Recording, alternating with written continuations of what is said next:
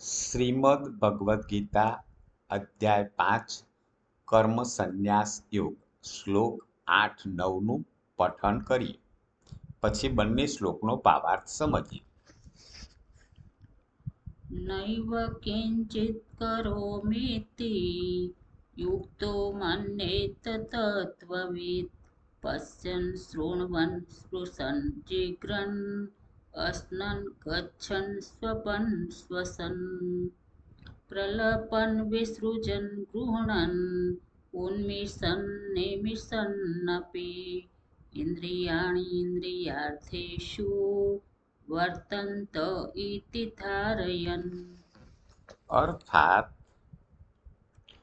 તત્વને જાણનારો સાંખ્ય યોગી જોતો, સાંભળતો, સ્પર્શ કરતો, સૂંઘતો, જમતો, ચાલતો, ઊંઘતો, શ્વાસ લેતો, બોલતો, ત્યાગતો, ગ્રહણ કરતો તેમજ આંખો ઉઘાડતો કે મીંચતો હોવા છતાં પણ સર્વ ઇન્દ્રિયો પોતપોતાના અર્થોમાં એટલે કે વિષયોમાં વર્તી રહી છે એમ સમજીને નિશંકપણે એમ માને છે કે હું કશું જ નથી કરી રહ્યો.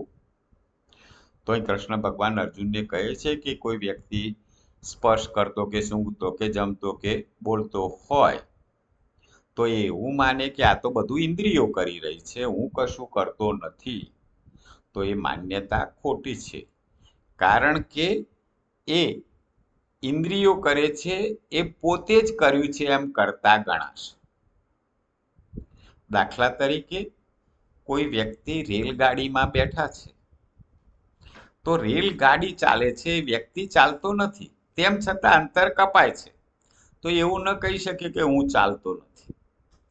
એવી જ રીતે ઇન્દ્રિયો કામ કરે છે, પણ માનવી નિશંકપણે એવું સમજે છે કે હું નથી, કશું કરતો નથી, તો ઇન્દ્રિયો કરે છે એટલે પોતે જ કરે છે એમ માનવાનું રહેશે. જય શ્રી કૃષ્ણ.